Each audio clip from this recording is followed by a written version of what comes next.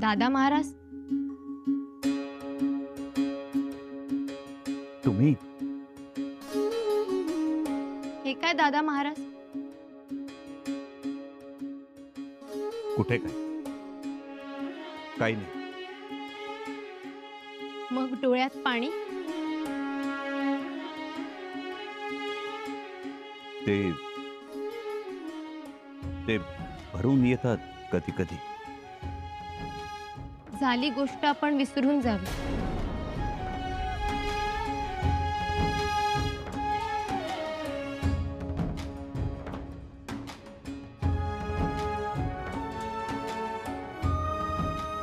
तोच प्रयत्न करतो आहोत ताराव. ताराव, आमचे मामासाहेब गेले आणि आम्ही पोरके झालो. छत्रपतींना पोरके पण येत नाही. छत्रपतींना ना कोणाचे सोयरक न सूतक. दादा महाराज, तुम्ही उठा. नाही, नको ताराव. आम्हाला असंच बसू द्या काही क्षण डोळे मिटून. दादा महाराज, तुम्हाला एक गोष्ट ठाऊक आहे? देवाच्या आणि छत्रपतींच्या डोळ्यांना पापणी नसते. कितीही मनात आणलं ना तरी ते नाही बसू शकत डोळे मिटून. ताराव,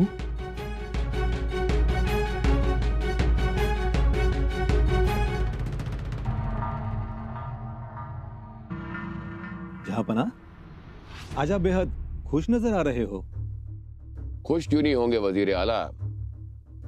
बिना जंग किए जब आपका दुश्मन कमजोर नजर आए तो खुशी की बात होगी ना।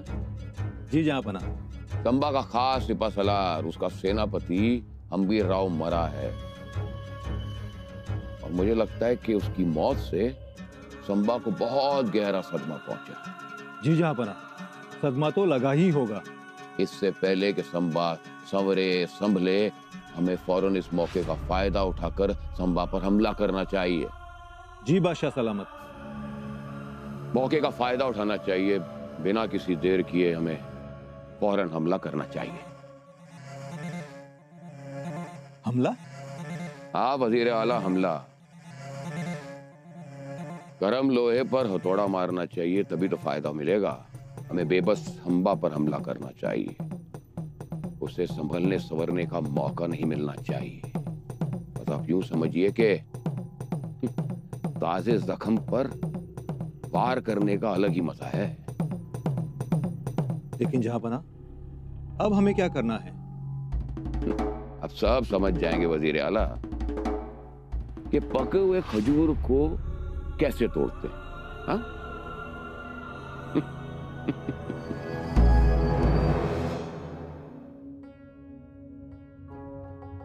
ऐकलत का? हो, रडू नका, सावरा स्वतःला। कसं आवरावं, कसं सावरावं राजे? हो, कळतंय आम्हालाही, पण असं कसं मरण आलो बाबांना? त्यांनी सर्जा खानास पळवलं, मोगलांच्या एवढ्या फौजेला माघारी पळवून लावलं, पते झाले, हर हर महादेवाची घोषणा केली, महाराजांच्या जय घोषाच्या गर्जना केल्या, पण ते परत येत असताना, विजयात धुंद असताना, कोणीतरी एका जेजाल मधून झाडीच्या आडून गोळा फेकतो, असं लपून छपून मारलं आमच्या बाबांना. घात झाला. घात झाला. कुणीतरी जवळच्या माणसाने धोका केला असणार, नजर ठेवून. वाईट झालं, फार वाईट झालं. ताराव, शांत व्हा. आम्ही शांतच आहोत, आम्ही रडणार नाही. हे बघा, आम्ही डोळे पुसले.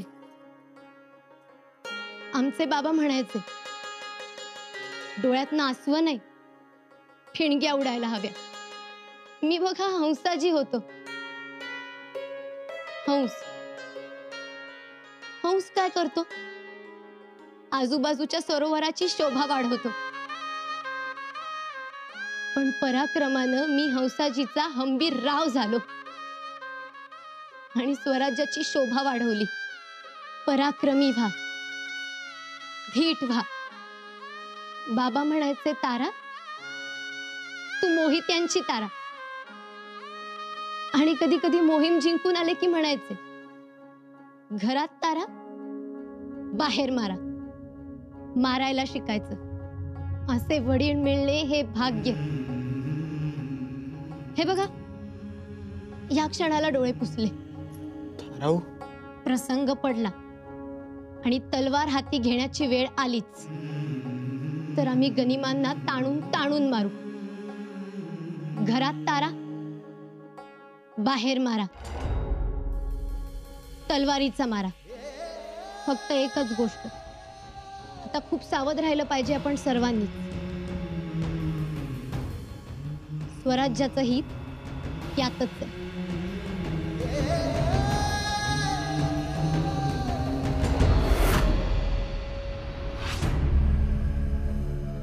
जापाना, क्या सोच रहे हो? ऐसी कौन सी चाल है जिससे खेलने पर संभा के हालात और बदतर हो जाएंगे? वजीर आला, कुछ चालें सिर्फ सोची जाती हैं जो वक्त आने पर खेली जाती हैं, और कुछ चालें सिर्फ जंग के मैदान में खेली जाती हैं, और कुछ चालें दुश्मन के घर में खेली जाती हैं. ऐसी चालें दुश्मन के दिल को एक बहुत गहरा धक्का, एक गहरी चोट, एक ठेस पहुंचाती हैं. हम ऐसी कुछ चालों के बारे में सोच रहे हैं. जापाना, शायद आपने बहुत दूर की सोची है. अगर आपकी इजाजत हो तो हम सुनने के लिए बेकरार हैं. हाँ, जरूर सुनाएंगे, लेकिन उससे पहले आपसे एक सवाल पूछना चाहते हैं. फर्ज कीजिए एक ऐसा माहौल है जिसमें आपको आपके भाई की जिंदगी और आपके खुद की जिंदगी के बीच में चुनना है, और दोनों की जिंदगी को खतरा है. आप किसे चुनेंगे? खुद को. सभी लोग वही करेंगे ना. बस यही फर्क है आप में और संभा में. संभा अपने भाई से इतनी बेइंतहा मोहब्बत करता है कि उसकी जान की खातिर वो अपने जान की बाजी लगा देगा. मतलब ये है कि अगर संभा और उसके स्वराज को खत्म करना है ना, संभा को छोड़िए, उसका पीछा करना छोड़िए, उसके भाई को पकड़िए, राजा राम. कैसे?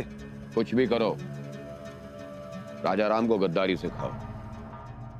नहीं माने तो गिरफ्तार करो. वजीर आला, कुछ भी करो, चाहिए तो उसे अगवा करके यहां पर लाओ. कैसे? कौन करेगा ये सब, और वो भी रायगढ़ पर जाकर? काजी हैदर को बुलाइए यहाँ फौरन. जी.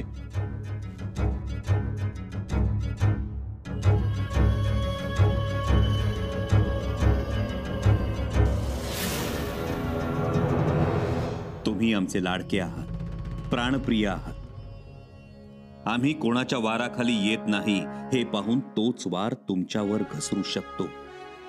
त्यामुळं सावध राहा. जी दादासाहेब. तुमचं आमचं दुःख एक आहे. मामासाहेबांच्या जाण्यानं आमचा आपला आधार गेला. मामासाहेब होते तोपर्यंत आबासाहेबांची सावलीच आमच्या अवतीभोवती वावरते की काय असं वाटायचं आम्हाला. पण ताराऊ, या दुःखातून आपल्याला सावरलं पाहिजे. मुळात कुठल्याही नात्या गोत्याला आपण स्वतःला बांधून घेण्यापेक्षा रायगडास बांधून घ्यावं. जे रायगडाचं प्रारब्ध, जे रयतेचं प्रारब्ध, तेच आपलं प्रारब्ध, हे कायम ध्यानी ठेवा. जी. बाराजे एका महत्वाच्या कामासाठी आम्ही गडउतार होणार आहोत आणि यापुढे सतत व्हावं लागणार आहे. त्यामुळे तुमच्या वहिनीसान इतकीच तुमची ही जबाबदारी महत्वाची. एक गोष्ट लक्षात ठेवा बाळराजे, आपल्या स्वराज्याचं सामर्थ्य लष्करा इतकंच मुलकी अर्थात साहेबी कारकुनात आहे. आणि हे साहेबी कारकून गावोगावी आहे. या साहेबी कारकुनांच्या निस्वार्थीपणातच रयतेचं कल्याण आणि रयतेच्या कल्याणातच स्वराज्य आहे. एवढं जमलं ना की मग कुणालाच कशालाच भिण्याचं कारण नाही. एखाद्या मुलखातल्या लोकांना जेव्हा हरावंसं वाटतं तेव्हाच तो मुलूक, तो प्रदेश पराभूत होऊ शकतो. नाहीतर 4-5 लोकांचं मजबूत घर सुद्धा 1000 लोकांना समर्थपणे तोंड देऊ शकतं. ही आबासाहेबांची बांधणी सदैव लक्षात ठेवावी. सदरेवर, पत्रव्यवहारावर लक्ष ठेवा. जी दादासाहेब. सध्या स्वराज्यात दुष्काळ पडलाय, मेघराजा कोपलाय, शिवारात पीक नाही, रयतेच्या घरात धान्याचा दाणा नाही. अशा परिस्थितीत रयतेला सरकारचा धारा भरणं शक्य नाही. गुराढोरांचा इकरा केला तरी भागणार नाही. मुळात गुरढोरं विकू देऊ नये. कुणबी शेतकऱ्यांची ती लेकरं असतात, त्यांचं जतन होणं गरजेचं. आणि म्हणूनच जागोजागी सरकारी पेव आहेत. गरज पडली तर ती खुली करा. जी दादासाहेब. बाळराजे, मुळात स्वराज्याला औरंगजेबापासून धोका नाहीच. स्वराज्याला धोका आहे तो आपल्या माणसांपासून. जसजसा दुष्काळ वाढत जाईल, जमिनीच्या भेगा वाढत जातील, तसतसं फितुरीचं पीक जोमात येईल. त्यामुळे आपल्या माणसांशी सतत संवाद, संपर्क साधत चला. कोणाची फितुरीची मनस्थिती आढळली तर त्यांना स्वराज्याचं महत्व पटवून द्या. जी दादासाहेब. आपलं प्रधान मंडळ, कारकून, सरकारकून, दानाध्यक्ष, गाव पाटील यांच्याशी सतत संपर्कात राहा. चुकीचं दिसलं तर जागेवर जाब विचारा. दादा महाराज, असा एक श्लोकही आहे आपल्या बुधभूषण ग्रंथात. प्रशस्ताध्यक्ष सेनानी मंत्र्यमात्य पुरोधसाम सम्यक्य प्रचार विज्ञानम दुष्टानाम चावरोधनम गतागत परिज्ञानम दूत दूत संप्रेषणानी च. म्हणजे कोण येतो, कोण जातो, कोण नवा आहे या सगळ्याची माहिती हेरामार्फत घ्यावी, म्हणजे संकटे येत नाहीत. धाराऊ, बुधभूषण तोंडपाठ आहे आमचा, रोज पारायण करतो आम्ही. मग आमची काळजीच मिटली.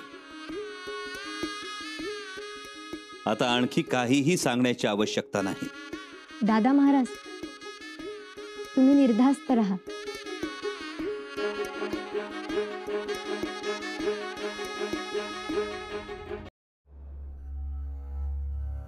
काजी हैदर, काजी साहब, आप तो स्वराज के सभी लोगों को अच्छी तरह से पहचानते होंगे। जी जी बादशाह सलामत। तो आपको यह भी पता होगा कि इनमें से कितने संबा के दोस्त हैं और कितने दुश्मन। जी बादशाह सलामत। मतलब हम ऐसे लोगों की तलाश कर रहे हैं जो संबा से दुश्मनी तो रखते हैं पर जताते नहीं। मतलब मैं कुछ समझा नहीं। मसलन ऐसे लोग अंदर से घुट रहे हैं, दुश्मनी दिखाना चाहते हैं पर कुछ नहीं कर पा रहे क्योंकि उनके पास ताकत नहीं है। ऐसे लोगों को ताकत हम देंगे। वैसे तो बहुत सारे हैं। ना ना ना ना, ना। ऐसे लोग नहीं, मैं कुछ सूरमाओं की बात कर रहा हूं। याद नहीं आ रहा है बादशाह सलामत। कोई बात नहीं, आपकी याददाश्त तेज करने में हम आपकी मदद करेंगे। सुना है संबा ने अपने बहुत से पुराने कारबारियों को मौत की सजा सुनाई थी। ये सच है हुजूर। ऐसे कितने लोग थे जिनको संबा ने मौत के घाट उतारा था? तकरीबन 21। ऐसे उनके कोई सगे संबंधी, रिश्तेदार, वारिस, भाई बहन कोई जो संबा से नाराज हो? बिल्कुल। अन्ना जी दत्तो, सोमा जी दत्तो, हीरो जी फर्जंद, बालाजी आवजी, हनुमंते। अन्ना जी दत्तो का कोई वारिस? हाँ है, 2 बेटे हैं उनके, एक राघव दत्तो और दूसरे है दत्तो अन्ना। और ये बालाजी का कोई वारिस? खंडो बल्लाल। खंडो बल्लाल, ये नाम सुना हुआ लगता है जंग के सिलसिले में। क्या ये हमारे साथ काम करे? ये नहीं करेगा। क्यों नहीं करेगा?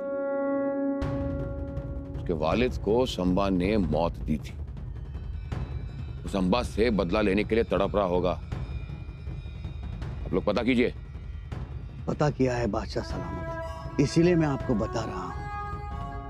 उसे अपने वालिद की गलतियां और संबा का इंसाफ दोनों मंजूर है, और वो अब संबा का इतना वफादार बन चुका है, इतना वफादार बन चुका है कि वो संबा की इबादत करने लगा है, और इसीलिए वो अपना काम हरगिज नहीं करेगा।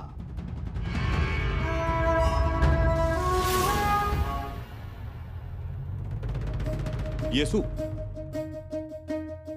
येसू, आम्हाला लवकरच गड उतार व्हावं लागेल। अशा परिस्थितीत काही जरुरी आहे का? हो, मोहीम? मोहीम नाही, टोपीकर इंग्रजांबरोबर आमची एक नियोजित भेट आहे मुंबई बेटाजवळ। भेट महत्वाची आहे का? होय, इंग्रज टोपीकरांबरोबर जो करार झाला आहे त्या तहाची कलम मंजूर करून घ्यायची। परंतु त्याने काय होईल? त्याने समुद्र आपला होईल, सिद्धीच्या वागण्याला चाप बसेल, आणि त्याचबरोबर औरंगजेबाची जी जहाजं सुरतेवरून ये जा करतात त्यांनाही अटकाव करतात। असं असेल तर मग जरूर जा।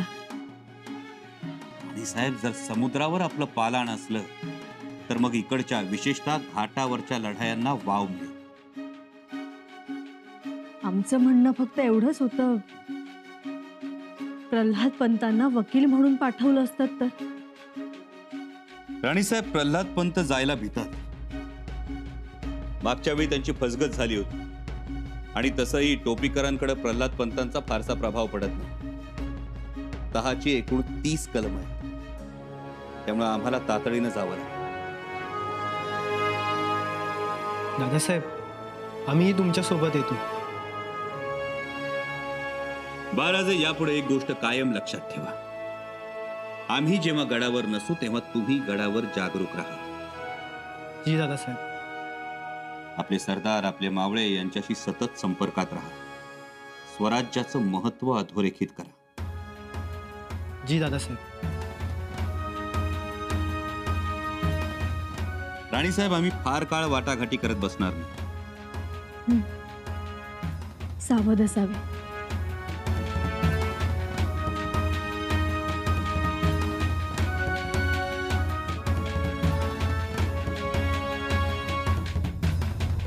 बादशाह सलामत, काम क्या करना है ये तो आपने बताया ही नहीं।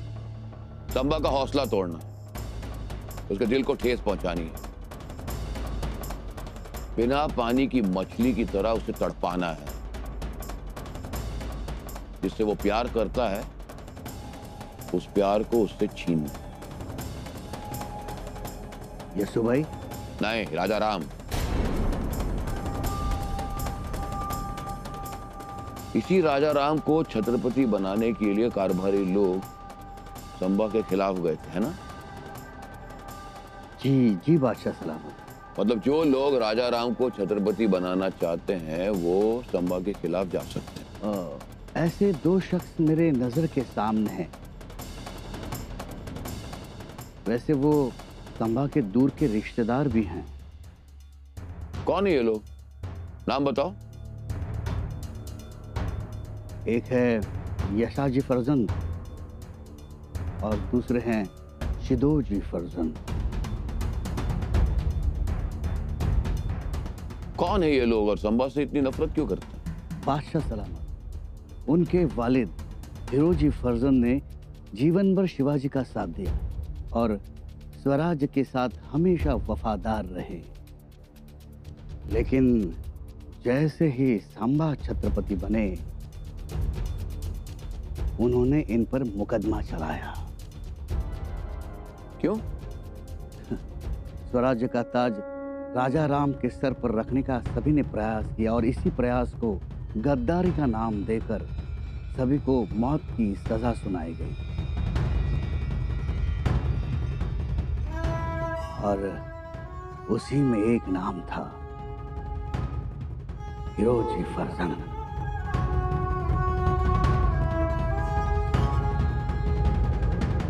तो ये फरजद के वारिस हमारे लिए काम करने के लिए तैयार हूं। जी बादशाह सलामत। यशाजी फरजद और शिदो जी फरजंद